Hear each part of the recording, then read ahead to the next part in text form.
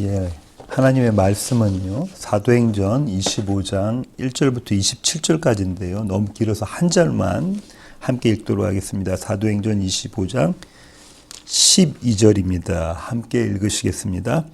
베스도가 배속자들과 상의하고 이르되 내가 가이사에게 상소하였으니 가이사에게 갈 것이라 하니라. 아멘.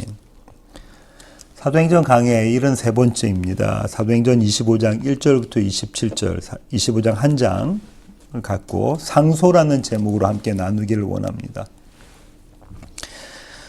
뉴스를 보다가 보면 종종 듣게 되는 단어가 상소라는 단어인데요. 다음이나 네이버에서 상소라는 단어를 검색해 보면요, 여러 뉴스들이 줄지어 나옵니다. 상소라는 단어를 사전에서 찾아보면 이런 뜻 갖고 있는데요. 하급법원의 판결에 따르지 않고 상급법원의 재심을 요구하는 일. 그러니까 상소하는 사람의 입장에서 보면 재판의 결정이 제대로 되지 않았다는 거죠. 자신에게 불리하게 판결이 났다는 겁니다. 그러니 이대로 두어서는 안 된다. 다시 재판에서 이를 바로잡아야 된다라는 거죠. 상소는 재판을 받은 사람이 강한 의지가 담겨져 있는 거죠. 오늘 나눌 내용은 이 상소에 관한 것입니다. 먼저 본문의 내용을 살펴보기를 원하는데요. 총독 베스도가 이 지역에 새롭게 부임을 합니다. 1절부터 5절입니다. 사도행전 25장 1절부터 5절 함께 읽으시겠습니다. 베스도가 부임한 지 3일 후에 가이사라에서 예루살렘으로 올라가니 대제사장들과 유대인 중 높은 사람들이 바울을 고소할세 베스도의 호의로 바울을 예루살렘으로 옮기기를 청하니 이는 길에 매복하였다가 그를 죽이고자 함이더라. 베스도가 대답하여 바울이 가이사라에 구류된 것과 자기도 멀지 않아 떠나갈 것을 말하고 또 이르되 너희 중 유력한 자들은 나와 함께 내려가서 그 사람에게 만일 옳지 아니한 일이 있거든 고발하라 하니라. 신임 총독 베스도가 가이사라에서 예루살렘으로 올라간 이유는 아마도 부임 인사 때문에 그랬을 겁니다. 그리고 더불어서 자기가 다스리고 있는 그 영역, 그 통치 영역, 그곳이 상황과 형편이 어떤지 살피기 위해서 갔겠죠. 그런데 거기서 그는 유대인들의 고위층의 고발을 접수합니다. 이 고발 뒤에는 무서운 음모가, 살해 음모가 담겨져 있다는 것을 어쩌면 총독 베스도도 알았을 겁니다. 전임자로부터 2년 전에 동일한 그런 음모가 있었다는 그런 사실을 인계받았다면요. 바울에 대한 모든 재판의 자료들을 인계받았다면은 이 사실을 알 수도 있었을 겁니다. 어쨌든 신임 총독 베스도는요, 공정하게 재판하기 위해서 예루살렘이 아닌 가이사랴로 와서 재판하겠다고 하죠. 그 다음부터 이제 바울이 재판을 받게 되는데요. 베스도 앞에서 재판을 받게 되는데요. 아마도 이 재판은 이 베스도의 첫 공식 업무였지 않을까 싶습니다. 6절입니다. 함께 읽으시겠습니다. 베스도가 그들 가운데서 8일 혹은 10일을 지낸 후 가이사랴로 내려가서 이튿날 재판 자리에 앉고 바울을 데려오라 명하니 가이사랴에 도착한 그 바로 다음 날 이제 이 재판을 시작하죠. 7절부터 8절까지 고발과 변호가 있는데요. 7절부터 8절 함께 읽으시겠습니다. 그가 나오매 예루살렘에서 내려온 유대인들이 둘러서서 여러 가지 중대한 사건으로 고발하되 능히 증거를 대지 못한지라 바울이 변명하여 이르되 유대인의 율법이나 성전이나 가이사에게나 내가 도무지 죄를 범하지 아니하였노라 하니. 사도행전 기자인 누가는요, 이 재판의 광경을 어떻게 기록하고 있냐면요, 고발하는 고발자들이 바울을 둘러섰다, 피고발자를 둘러섰다고 하죠. 그렇게 해서 고발하고 있습니다.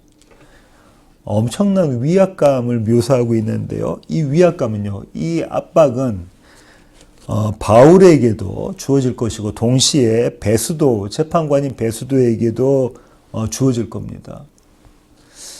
그러나 그들은요, 이런 압박과는 달리 그들이 제시한 고발의 내용을 입증할 아무런 증거도 제시하지 못했습니다. 그리고 바울은요, 그들이 고발한 내용을 하나하나 다 같이 모두 부인했고요. 그의 결백을 주장했습니다.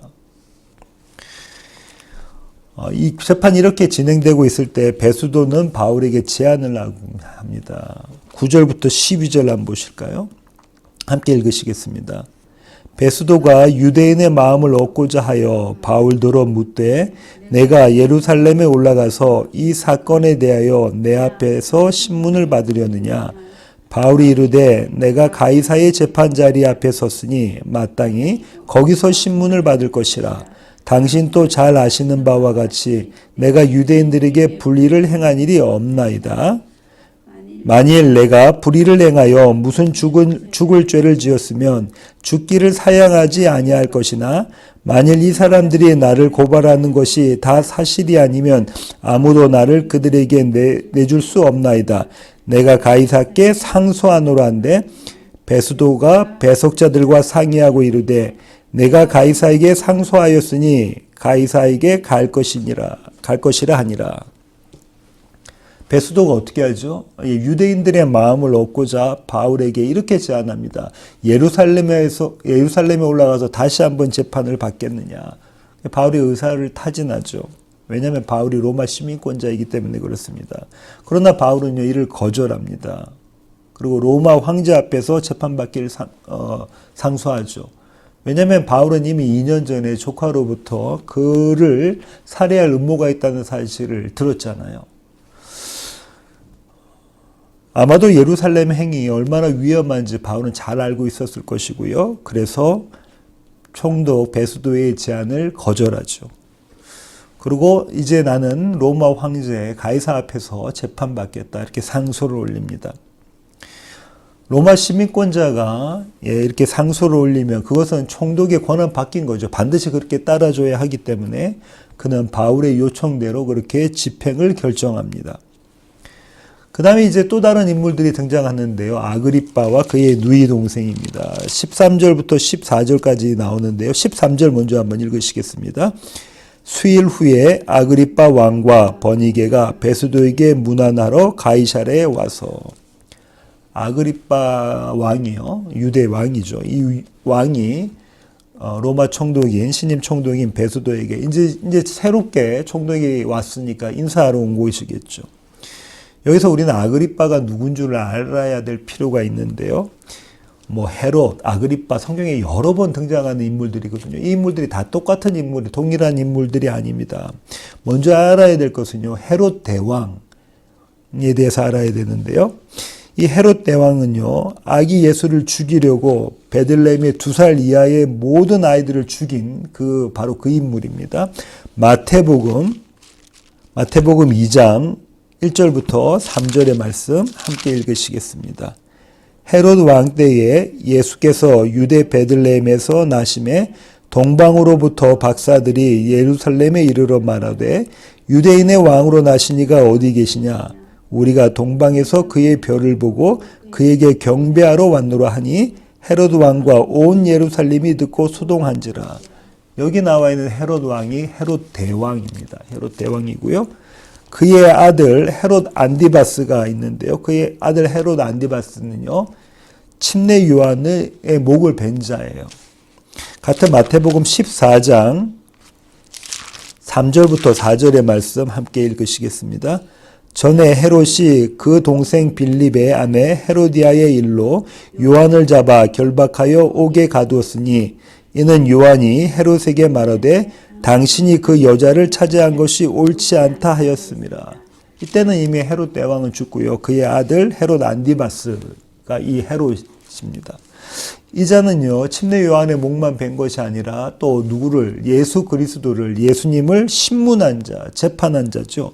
누가복음 23장 6절부터 7절의 말씀, 9절의 말씀, 누가복음 23장 6절로 9절의 말씀 함께 읽으시겠습니다. 빌라도가 듣고 그가 갈릴리 사람이냐 물어 헤롯의 관할에 속한 줄 알고 헤롯에게 보내니 그때에 헤롯이 예루살렘에 있더라. 헤롯이 예수를 보고 매우 기뻐하니 이는 그의 소문을 들었으므로 보고자 한지 오래였고 또한 무엇이나 이적 행하심을 볼까 바랐던 연고로라.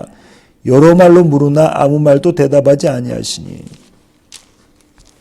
이 헤롯 안디바스는 예수님을 신문하죠. 그런데 이 신문하는 게 어떤 목적으로 신문하냐면 호기심이라는 거죠. 호기심. 기적을 행하는가, 어떤 이야기를 하는가 한번 듣고 싶다는 거죠. 헤롯 안디바스의 아들이 헤롯 아그리파 1세입니다. 헤롯 아그리파 1세. 그러니까 헤롯 대왕의 손자가 되죠. 사도행전에 이미 이 인물이 등장했는데요. 사도행전 12장 1절부터 4절의 말씀 함께 읽으시겠습니다. 그때 헤롯 왕이 손을 들어 교회 중에서 몇 사람을 헤아려 하려 요한의 형제 야고보를 칼로 죽이니 유대인들이 이 일을 기뻐하는 것을 보고 베드로도 잡으려 할새 때는 무교절 기간이라 잡음에 오게 가두어 군인 4씩인 4패에 맡겨 지키고 6월절 후에 백성 앞에 끌어내고자 하더라. 이 헤롯 아그리파 1세는요. 야고보를 죽인 예수님의 제자죠. 요한의 형제인 야고보를 죽였고요. 또 베드로를 옥에 가둔 자입니다. 그의 아들이 헤롯 아그리파 2세, 오늘 본문에 등장하는 인물이에요. 헤롯 아그리파 2세. 헤롯 대왕에게는 증손자가 되죠. 그의 누이 버니게가 함께 등장하는데요. 이 버니게는요, 이 베스도 총독 앞에 있는 총독이 벨릭스였잖아요. 그 벨릭스 총독의 세 번째 아내인 드루실라와 자매간입니다. 그죠? 이게 다 남매간인 거예요. 그런데 이 헤롯 아그리파 2세와 이 버니게는 근친 상간을 한다는 그런 관계에 있다는 소문이 당시에 파다했습니다. 역사가들이 그렇게 이야기를 하고 있고요. 대단히 부적절한 관계에 있었던 거죠. 로마는요, 이 아그리파 왕에게 성전을 돌볼 수 있는 권한을 줬고요. 대제사장을 임명할 권한을 줬습니다. 그러니까 유대 사회에는 대단한 영향력을 끼칠 수 있는 거예요. 왜냐하면 대제사장을 임명할 수 있는 권한이 있었기 때문에 그렇죠. 이제 그 아그리파 왕에게 이제 베스도가 이야기를 하죠. 어떤 지금 상황이 전개되었습니다라고 이야기를 하고 있습니다. 그것이 오늘 본문인 사도행전 25장 14절부터 22절의 말씀입니다. 좀 긴데요. 함께 읽으시겠습니다. 여러 날을 있더니 베스도가 바울의 일로 왕에게 고하여 이르되 벨릭스가 한 사람을 구리하여 두었는데 내가 예루살렘에 있을 때에 유대인의 대제사장들과 장로들이 그를 고소하여 정죄하기를 청하기에 내가 대답하되 무릇 피고가 원고들 앞에서 고소사건에 대하여 변명할 기회가 있기 전에 내주는 것은 로마 사람의 법이 아니라 하였노라. 그러므로 그들이 나와 함께 여기 오매 내가 지체하지 아니하고 이튿날 재판 자리에 앉아 명하여 그 사람을 데려왔으나 원고들이 서서 내가 짐작하던 것 같은 악행의 혐의는 하나도 제시하지 아니하고 오직 자기들의 종교와 또는 예수라 하는 이가 죽은 것을 살아있다고 바울이 주장하는 그 일에 관한 문제로 고발하는 것뿐이라. 내가 이 일에 대하여 어떻게 심리하는지 몰라서 바울에게 묻되 예루살렘에 올라가서 이 일의 신문을 받으려느냐 한즉 바울은 황제의 판결을 받도록 자기를 지켜주기를 호소하므로 내가 그를 가이사에게 보내기까지 지켜두라 명하노라 하니 아그리빠가 베스도에게 이르되 나도 이 사람의 말을 듣고자 하노라. 베스도가 이르되 내일 들으시리이다 하더라. 총독 베스도가요, 아그리빠 왕에게 바울의 이 사건에 대해서 자세히 설명을 하죠. 그런데 어쩌면요, 이미 아그리빠 왕은 바울의 이 사건에 대해서 잘 알고 있었을 수도 있습니다. 전임 총독 벨릭스의 재판과 또 그가 2년을 바울을 붙잡아둔 사실, 유대 지도자들이 바울을 죽이기 위해서 현안이 되어 있다는 사실을 모두 알았을 겁니다. 왜냐하면 이 아그리빠는 그 지역의 왕이었잖아요. 대제사장을 임명할 수도 있고 그들과 가깝다는 거죠. 그리고 또한 전임 총독의 아내와도 가까운 사이잖아요. 남매간이니까. 이 모든 사실을 알고 있었습니다. 그런데 직접 바울을 만나지는 못했겠죠. 이제 그는 바울을 직접 만나고 싶어 합니다. 도대체 바울이라는 작자가 어떤 인물일까라는 호기심이 발동했을 수도 있죠. 그랬을 수도 있습니다. 또한 이 일을 통해서 총독인 베스도에게 그리고 또 유대의 대제사장들과 장로들에게 좀 더 큰 영향력을 끼치려고 그런 영향력을 행사하려고 그렇게 그런 목적들을 위해서 바울을 만나기 원했을 수도 있었을 것 같습니다. 어쨌든 간에요. 바울은 이 베스도와 또 아그리파 왕 앞에서요. 추가 신문을 받는데요. 23절부터 27절의 말씀입니다. 함께 읽으시겠습니다. 이튿날 아그리파와 버니게가 크게 위험을 갖추고 와서 천부장들과 시중의 높은 사람들과 함께 접견 장소에 들어오고 베스도의 명으로 바울을 데려오니 베스도가 말하되 아그리파 왕과 여기 같이 있는 여러분이여 당신들이 보는 이 사람은 유대의 모든 무리가 크게 외치되 살려두지 못할 사람이라고 하여 예루살렘에서 와 여기서도 내게 청원하였으나 내가 살피건대 죽일 죄를 범한 일이 없더이다. 그러나 그가 황제에게 상소한 고로 보내기로 결정하였나이다. 그에 대하여 황제께 확실한 사실을 알릴 것이 없으므로 신문한 후 상소할 자료가 있을까 하여 당신들 앞 특히 아그리파 왕 당신 앞에 그를 내세웠나이다. 그 죄목도 밝히지 아니하고 죄수를 보내는 것이 무리한 일인 줄 아나이다 하였더라. 로마와 유대의 모든 고위 인사들이 이 자리에 참석하죠. 그렇죠? 천부장도 참석하고요. 힘께나 있는 사람들은 모두 이 자리에 참석합니다. 그들의 모습을 누가는 어떻게 이야기했냐면요. 아그리파 왕을 견주해서 이렇게 이야기했죠. 크게 위엄을 갖추고 세상의 힘을 과시한다는 겁니다. 누가가 기록한 이 상황은요. 세상의 힘 앞에서 재판받고 있는 바울의 모습입니다. 우리는 이와 동일한 모습을 이미 예수님의 사건에서 보았습니다. 그죠? 마주했죠. 세상의 힘, 세상의 권력 앞에 서 계신, 그 재판 앞에 서 계신 예수님의 모습을 우리는 이미 보았습니다. 무엇이라고 지금 이 총독이 이야기하고 있냐면요. 이렇게 이야기하죠. 만약 바울이 상소하지 않았다면 그는 석방되었을 것이다. 그는 무죄라는 겁니다. 무죄라는 것. 여기까지가 오늘 본문의 내용이고요. 다음 주에는 이 바울이 자신을 이렇게 변론하는, 더 정확히는 설교인데요. 예수 그리스도를 증거하는 장면이 그려져 있습니다. 오늘 본문은 이 바울의 상소에 관한 것입니다. 바울의 상소. 다시 오늘 본문 25장 10절 함께 읽으실까요? 바울이 이르되 내가 가이사의 재판 자리 앞에 섰으니 마땅히 거기서 신문을 받을 것이라 당신 또 잘 아시는 바와 같이 내가 유대인들에게 불의를 행한 일이 없나이다.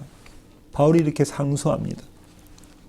여기서 우리는 그 바울의 상소의 내용과 그가 상소한 이유, 또 상소가 어떻게 이들에게 영향을 미쳤는가, 그걸 살펴볼 필요가 있습니다.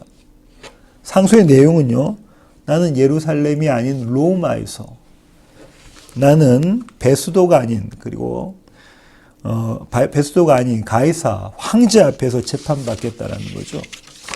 왜 그렇죠? 지금 펼쳐지고 있는 이 재판은, 나에 대한 이 재판은 내겐 불이익이다라는 거예요. 그런데요, 이 바울의 죄목이 무엇이냐면요, 19절 보시겠습니다. 19절. 함께 읽으시겠습니다. 오직 자기들의 종교와 또는 예수라는 이가 죽은 것을 살아있다고 바울이 주장하는 그 일에 관한 문제로 고발하는 것뿐이라. 지금 신임 총독 베스도가 무엇이라고 하고 있냐면요. 바울의 제목은 그는 죽을 만한 그런 죄를 범하지 않았다는 거죠. 한 가지 이유가 있는데 그게 뭐냐면은 여기 붙잡혀 있는 한 가지 그 이유가 있는데 그게 무엇이냐면 예수라 하는 이가 죽은 것을 살아있다고 말하는 거라는 거예요. 예수가, 나사렛 예수가 죽었는데, 이미 죽었는데 그가 살아있다고 말하는 것이 여기에 붙잡혀 온 이유다라는 거죠. 베스도는 종교적으로 중립의 위치에 있었을 거고요. 그럼 베스도의 입장에서 보면요, 바울의 이 죄목은 말도 안 되는 내용입니다. 그렇죠? 바울의 이 죄목은 말도 안 되는 내용이에요. 죽은 자가 살아있다는 이 바울의 이 이야기는요, 헛소리죠. 그가 볼 때는 이건 헛소리입니다. 바울이 미쳤거나 아니면 종교에 깊이 매몰된 인간이라고 아마도 이 베스도는 판단했을 거예요. 무슨 이런 일을 가지고 고발하고 또 재판하고 나아가 이 사건을 로마 제국의 대황제 앞에서 재판받게 하게 되느냐라는 거죠. 말도 안 된다는 얘기입니다. 베스도의 입장에서 보면 한마디로 이런 거예요. 죽은 자가 살아났다는 것은 도대체가 있을 수 없는 일. 말도 안 되는 일이다. 두 번째로는요, 예루살렘의 대제사장들과 장로들이 바울의 이 죄목을 바라보는 시각을 한번 보시기 바랍니다. 바울의 죄목이 예수라는 사람이 죽었는데 살아났다는 거잖아요. 그들의 입장에서는, 대제사장과 예루살렘의 지도자들의 입장에서는 나사렛 예수의 부활은 있을 수 없는 일입니다. 그렇죠? 그리고요, 또 더불어 있어서도 안 되는 일입니다. 왜냐하면 그들이 죽였잖아요. 있을 수 없는 일임과 동시에 그들에게는 이 부활은, 예수의 부활은 있어서도 안 되는 일입니다. 바울의 이런 허무맹랑한 주장으로 많은 유대인들이 현혹당했어요. 그렇게 해서 그리스도인이 되었죠. 예수쟁이들이 된 겁니다. 그리고 지금 또 현혹당하고 있다는 거예요. 나사렛 예수가 살아났다는 이 바울의 이 전파는요, 하나님을 모욕하는 것입니다. 하나님을 모욕하는 것이고 이스라엘을 위태롭게 하는 거예요. 이스라엘을 위태롭게 하는 거죠. 이런 자는 반드시 죽여야 합니다. 그들의 입장에서는 이런 자는 반드시 죽여야 돼요. 비록 그것이 불법이라고 할지라도 개의치 말고 반드시 이 자를 죽여야 됩니다. 무슨 말인가요? 그들 역시 로마 총독 베스도처럼 죽은 자의 부활은 불가능하다라는 거예요. 예수는 부활할 수가 없다라는 거예요. 부활해서도 안 되고요. 그러나 바울에게는요, 예수의 부활이 자신의 소망이었고요. 자신의 생명과도 바꿀 수 있는 복음이었습니다. 왜냐하면 부활하신 예수님을 만났거든요. 바울은요. 사도행전 23장 11절의 말씀을 보시겠습니다. 23장 11절의 말씀 함께 읽으시겠습니다. 그날 밤에 주께서 바울 곁에 서서 이르시되 담대하라 내가 예루살렘에서 나의 일을 증언한 것 같이 로마에서도 증언하여야 하리라 하시니라. 지금 바울이 상소한 이유가 여기에 담겨져 있죠. 바울에게 상소란 건 어떤 겁니까? 그냥 내가 나에게 불이익이 있는 불리한 재판을, 이런 재판은 안 돼. 더 나은 조건에서, 더 나은 형편에서 나는 재판받기를 원해. 이게 아니라는 거예요. 바울에게 상소라는 건요, 죽었던 예수가 다시 살아나셨다. 그분은 사신 분이시다. 그분은 사망을 이기신 분이시다라는 걸 증거하는 자리라는 거예요. 그 기쁜 소식을 전하는 자리가 상소라는 겁니다. 바울이 상소의 이유는요, 내가 로마에서 이 소식을 전하겠다는 거예요. 내가 황제 앞에서, 이 전 세계를 다스리고 있는 황제 앞에서, 이 세상의 최고의 힘 앞에서 내가 이 사실을 전하겠다는 거예요. 그것이 바울에게 있어서 상소의 의미입니다. 그가 상소한 이유예요. 이제 마지막으로 상소가 미친 영향, 이들에게 상소가 어떤 영향을 미쳤는지를 한번 살펴보겠습니다. 직접적으로 영향을 받는 사람은 로마 총독 베스도이고요. 그리고 대제사장들과 장로들일 텐데요. 총독 베스도는 어떤 상황이었냐면요, 이 바울의 재판을 하면서 아주 매우 난처한 상황이었어요. 부임한 지 얼마 안 됐습니다. 그렇죠? 바울을 신문에 본 결과 앞선 총독도 그리고 천부장도 이야기했던 것처럼 이 자는 어떻다고요? 죽일 만한 아무런 이유가 없다. 무죄라는 거예요. 따라서 즉시 무죄를 선언하고 석방해줘야 되는 것이 마땅한 일입니다. 베스도의 입장에서는요. 그런데요, 예루살렘의 지도자들은 한결같이 바울을 죽이라고 요청하고 있어요. 그렇게 자신에게 요구하고 있어요. 압력을 가하고 있는 거죠. 유대 지도자들의 이 요구에 응하지 않으면 앞으로 그가 이 유대 땅을 다스리는데 녹록치 않을 겁니다. 그의 걸음이 쉽지 않을 거예요. 베스도는요, 부임 후 첫 사건을 정치적인 문제 없이 피지배민들과 유대인들과 원활한 관계 속에서 해결해야 됩니다. 그죠? 이쪽 손을 들어줄 수도 없고 저쪽 손을 들어줄 수도 없는 아주 난처한 입장에 처해 있는 거예요. 그런 그에게 바울의 상소는 기가 막힌 해결책이었습니다. 12절 하반절 보실까요? 12절 하반절 함께 읽으시겠습니다. 내가 가이사에게 상소하였으니 가이사에게 갈 것이라 하니라. 이게 왜 베스도 총독에게는 기가 막힌 해결책이냐면요. 바울에게는 로마 시민권에 대한 정당한 권리를 제공해 준 셈이죠. 네가 로마 황제에게 상소했어? 나 그거 그대로 따라줄게. 이렇게 되는 거죠. 또 한편으로는 유대인들에게는 내가 이 바울을 너희에게 넘겨주고 싶지만 바울은 로마 시민권자고 상소했으니 이것은 내 권한 밖의 일이다. 나는 그렇게 할 수 없다라는 명분을 갖게 해준 거거든요.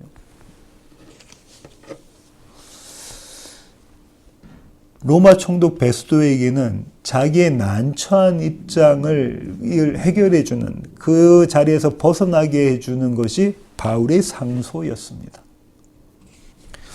그렇다면요, 대제사장들과 장로들, 이스라엘의 지도자들에게는 바울의 상소가 어떤 의미였을까요? 그들은요, 바울을 죽이기 위해서 로마 황제까지 들먹였습니다. 그죠? 들먹였어요. 그렇게 하면은 이 바울이 죽게 될 거라고 생각해서 로마 황제까지 개입시켰죠. 그런데 그들에게 돌아온 소득은 바울의 사형이 아니라 황제 앞에서 재판받겠다는 상소였습니다. 이 말은요, 바울을 죽이기 위해서 그들이 할 수 있는 일이 없다는 거예요, 이제. 뜻밖의 상소로 그들은 그들의 뜻을 이루지 못하게 되었습니다. 이제 우리는 어떻게 해야 되나? 저 바울이라는 작자를 반드시 죽여야 되는데 이제 우리는 어떻게 해야 되나 하는 어쩌면 멘붕의 상태였을지도 모르겠습니다. 동일한 바울의 상소를 놓고 이들이 바라본 시각은요, 시선은 각자가 다릅니다. 그 시선에는요, 각자의 유불리가 담겨져 있어요. 자신의 유불리가 담겨져 있습니다. 각자가 자기의 소견에 옳은 대로 판단하고 결정하고 행동합니다. 이 모든 것이 우리의 모습이에요. 우리는요, 우리의 유불리에 따라서 행동합니다. 그죠? 그렇지 않습니까? 한 주간의 삶을 돌이켜보면 우리의 유불리에 따라서 행동을 해요. 내가 사랑한다고 하면서 나만을 바라보죠. 상대방은 항상 한 걸음 내 뒤에 있습니다. 그렇지 않습니까? 내가 소망한다고 하면서 우리 모습은 어떠냐면요. 그 소망, 굳건히 붙들지 못합니다. 내가 믿는다고 하면서도 그렇죠. 이것이 우리의 실력입니다. 우리는 항상 나의 유불리로 이 세상을 바라보고요. 판단하고요. 결정하고 그 결정대로 행동합니다. 이것이 내 모습이에요. 가장 가까운 아내에게도, 가장 가까운 남편과 자녀들에게도 우리는 이런 모습을 보이고 있지 않습니까? 그런데요, 하나님은 그런 그들의 행함, 그런 우리의 행함, 그 위에 서 계십니다. 오늘 설교의 결론을 맺도록 하겠습니다. 바울에게 상소는요, 단순히 자신의 입장을 변호할 수단이 아니었어요. 내가 지금 불합리하고 불리한 상황 가운데 있으니까 좀 더 나은 조건에서 형편에서 내가 재판받겠다. 이 정도가 아니었다고요. 그 자리는요, 그에게 그리스도 예수의 부활을 증거할 수 있는 자리였습니다. 자기 과시로 가득 찬 세상이죠. 너나 할 것 없이 그렇습니다. 우리도 그렇잖아요. 누가 나의 자존심 조금만 건드려도 견딜 수 없잖아요. 폭발하지 않습니까? 속으로든 겉으로든. 내가 주인된 세상을 살아가는데 이 내가 주인된 세상을 살아가는 우리에게, 그리고 여러분에게, 우리 모두에게 참 주인이 누구라는 것을 증거하는 기회, 그 자리가 바울의 상소였어요. 바울의 상소의 자리입니다. 바울은 무엇을 보냐면요. 자신이 가이사에게 하는 상소를 통해서 하나님이 일하심, 그리고 그 상소가 하나님의 일하심의 통로였다는 사실을 보고 있었습니다. 로마에서 네가 나를 증언할 거다. 나는 로마에 가서 하나님의 말씀을 그리고 그리스도 예수를 증언할 거야 라는 것을 바울이 믿고 있었다는 것이죠. 저와 여러분은 일상을 살아가면서 날마다 결정을 합니다. 나에게 조금이라도 이익이 되는 결정을 하며 이 땅을 살아갑니다. 그러나 하나님은요, 그 결정들 위에 계셔서 당신의 일을 이루어 가십니다. 기가 막힌 은혜이지 않습니까? 우리는 날마다 어떻다고요? 내 편에 서서 결정한다니까요. 조금이라도 손해 안 보려고 하는 나를 위해서 결정을 해요. 아까 말씀드린 것처럼 부부 관계에서도 그렇습니다. 내가 맞아요. 상대방이 틀리고. 항상 나의 입장에서 우리는 결정을 하잖아요. 그렇게 해서 실수하고 실패하고 하지 않습니까? 하지만 하나님은요, 그런 우리의 결정, 그런 우리의 실패와 실수, 그 일들을 통해서 당신의 일을 성취해 가신다는 거예요. 그리스도 예수를 증거해 가십니다. 우리의 그 실패와 우리의 그 실수와 우리의 그 부족함이 그리스도 예수를 증거하는 일에 사용된다는 말씀입니다. 상소라는 결정을 통해서 당신의 일을 이루어 가셨듯이요. 오늘 저와 여러분의 결정을 통해서, 저와 여러분의 인생을 통해서, 우리의 시간들을 통해서 주님은 주님의 일을 성취해 가십니다. 성경은요, 우리로 하여금 그 하나님의 일하심을 보라고 요청합니다. 그 자리에서 예수님을 증거하라고 하는 것이죠. 바라기는요, 일상에서 펼쳐지는 하나님의 손길을 알아가시기를 원합니다. 그 하나님의 손길, 하나님의 일하심을 경험하는 자리에서 하나님을 예배하기를 원합니다. 그런 시애틀 예수한교회 모든 가족 되기를 원합니다. 기도하시겠습니다. 주님, 그렇습니다. 하나님, 우리는 날마다 우리에게 편한 대로, 우리에게 이익되는 대로, 우리가 원하는 대로 판단하고 결정하고 행동합니다. 하나님, 이것이 우리의 모습입니다. 하지만 하나님, 이런 우리에게 하나님 말씀하여 주셔서 하나님의 일하심이 무엇인가를 보게 하십니다. 그리고 이 우리의 부족한 모습을 예수 그리스도를 증거하는 일에 사용하십니다. 하나님, 이것이 은혜입니다.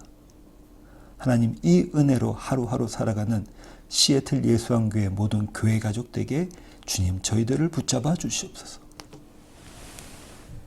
이제는 우리 주 예수 그리스도의 놀라우신 구원의 은혜와 하늘 아버지의 크고 극진하신 사랑과 우리 안에 내주하셔서 우리로 하여금 하나님의 일하심을 보게 만들어내시는 성령님의 충만하심이 이제 주님 앞에 머리 숙인 시애틀 예수한교회 모든 교회 가족 머리 위에 이제로부터 영원토록 함께 하시기를 예수 그리스도의 귀하신 이름으로 간절히 축원하옵나이다.